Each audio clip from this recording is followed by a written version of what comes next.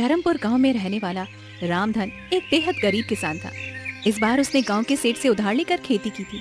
मौसम अच्छा रहा और खेतों में पहली बार फसल बहुत अच्छी आई थी।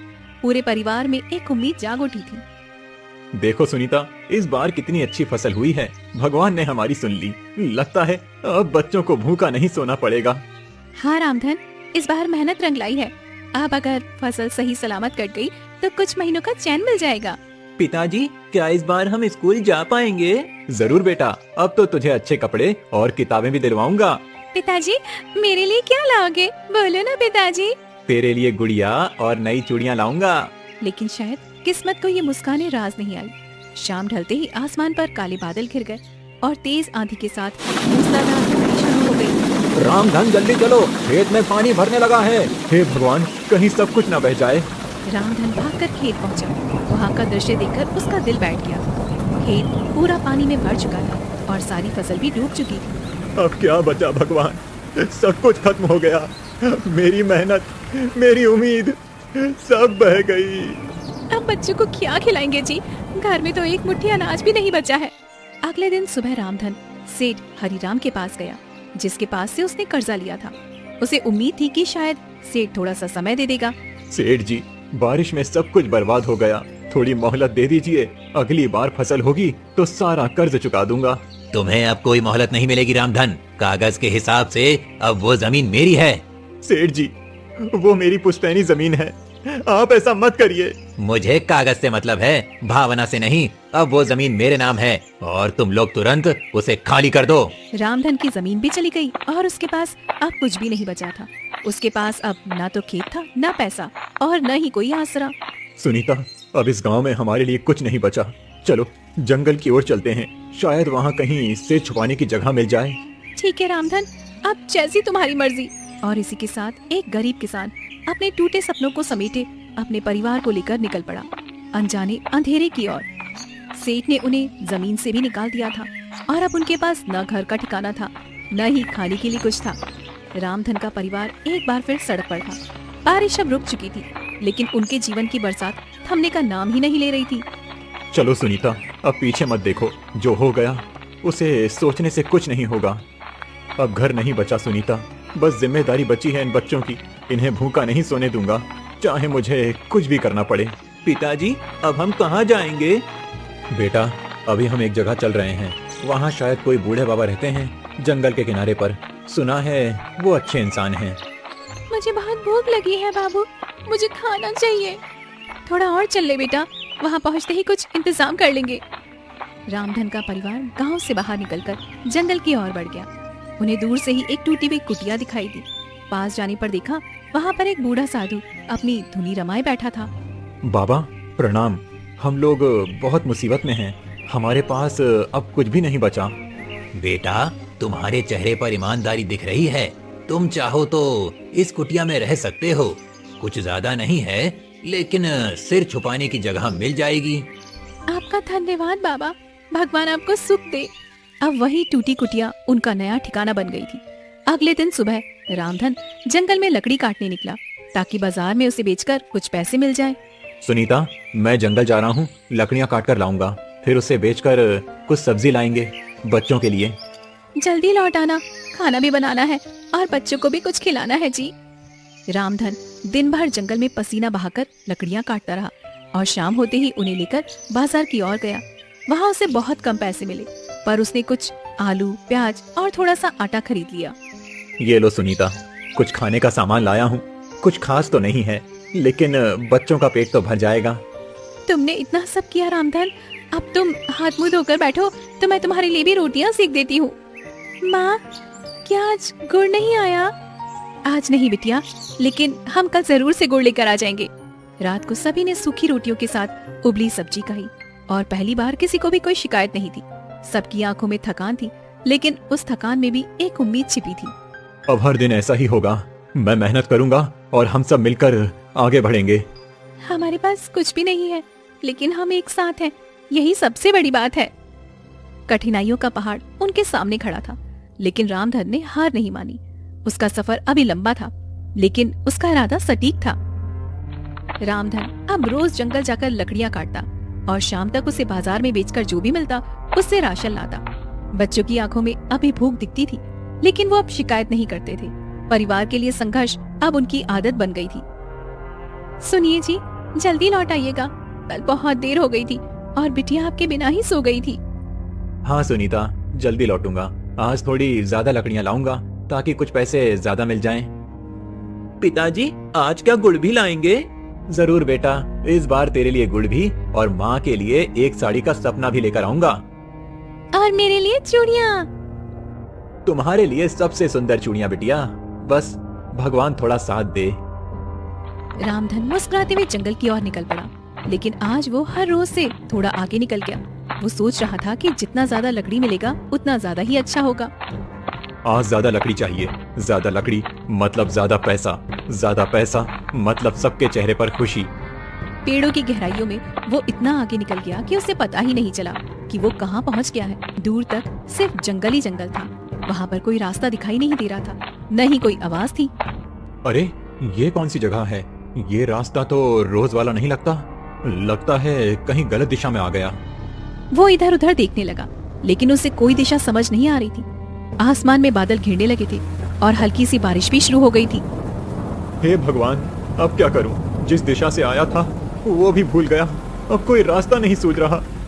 उधर झोपड़ी में सुनीता बार बार जंगल की ओर देख रही थी। सूरज ढल चुका था, लेकिन रामधन नहीं लौटा। आज बहुत देर हो गई है, अब तक तो वो रोज लौट आते हैं, आज इतनी देर क्यों हो गई है? माँ, पिताजी को कुछ हो तो नहीं गया? ऐसा मत बोल बेटा, वो ठीक होंगे, बस शायद ज्यादा दूर तक निकल गए होंगे। मुझे डर लग रहा है माँ। उधर रामधन थककर एक पत्थर पर बैठ गया। उसकी आंखें नम हो गई, लेकिन फिर उसने हिम्मत जुटाई और आगे बढ़ा। तभी एक छोटी सी रोशनी दिखाई दी। वो क्या है? वहाँ कोई घर जैसा दिख रहा है या फिर कोई आग जला रहा है। चलो देखता हूँ। वो उस रोशनी की ओर बढ़ा और उसे एक अजीब सी गुफा दिखाई दी, जिसमें से पीली सी चमक आ रही थी। वो थोड़ा घबराया, लेकिन फिर अंदर गया। ये कैसी जगह है?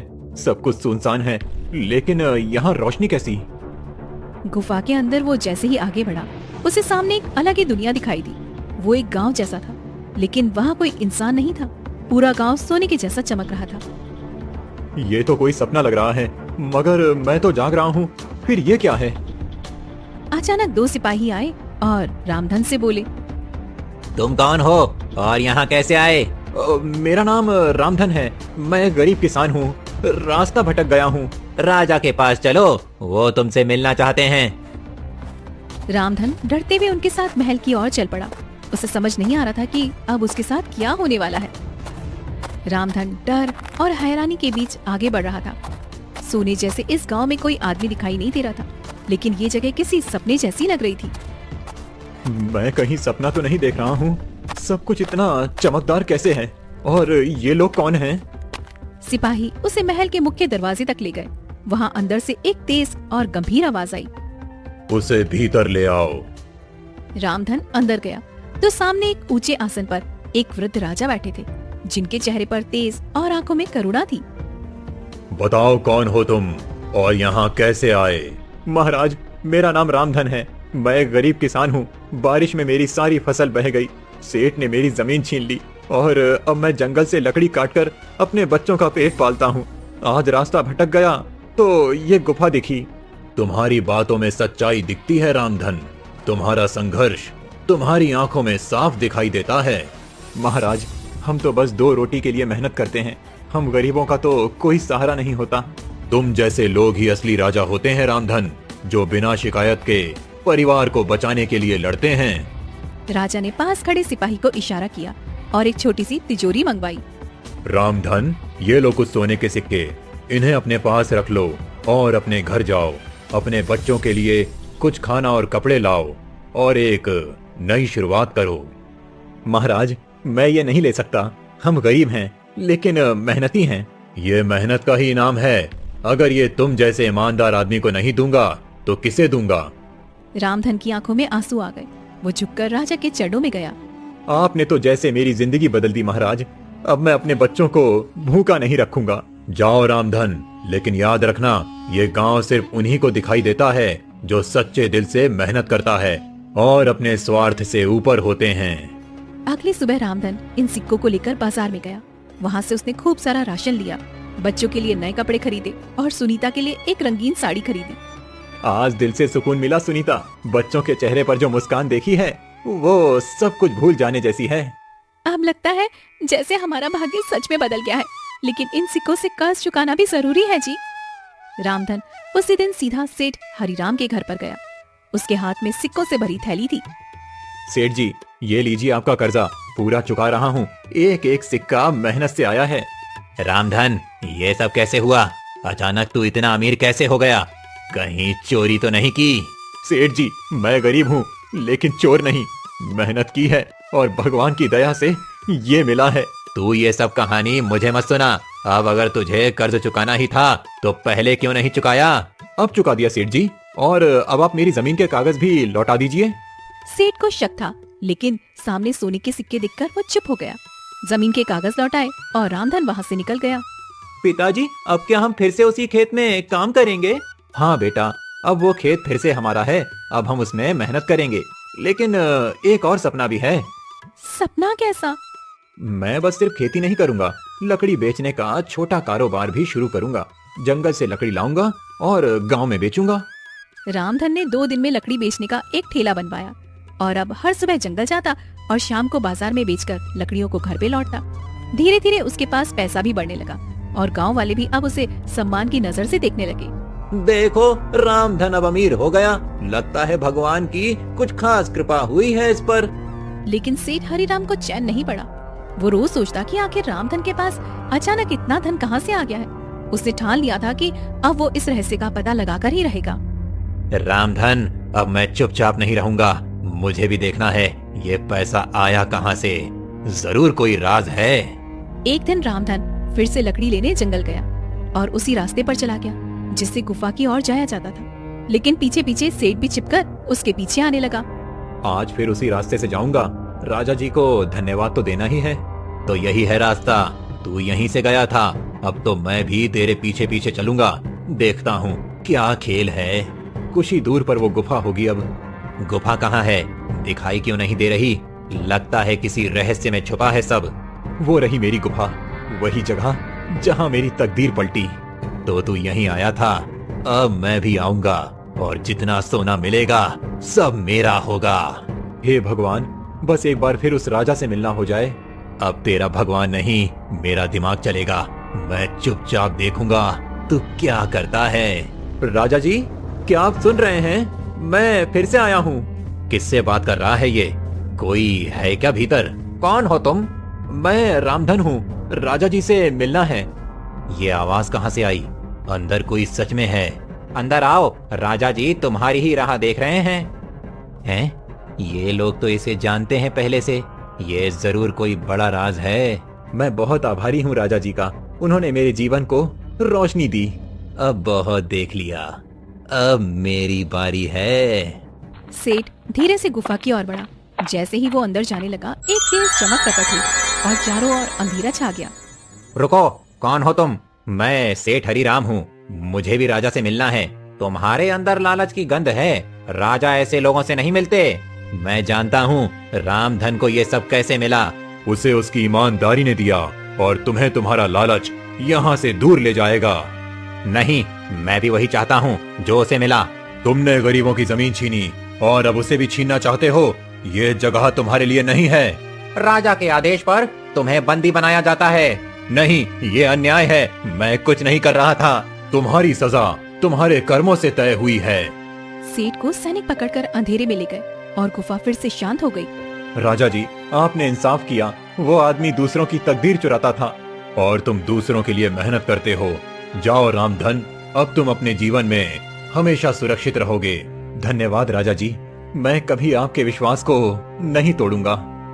रामधन गुफा से बाहर निकला और अब उसके चेहरे पर संतोष था, लेकिन साथ ही मन में एक सवाल भी था। क्या ये रहस्य कभी किसी और को भी दिखेगा या सिर्फ उन्हीं को जिनका दिल सच्चा होता है?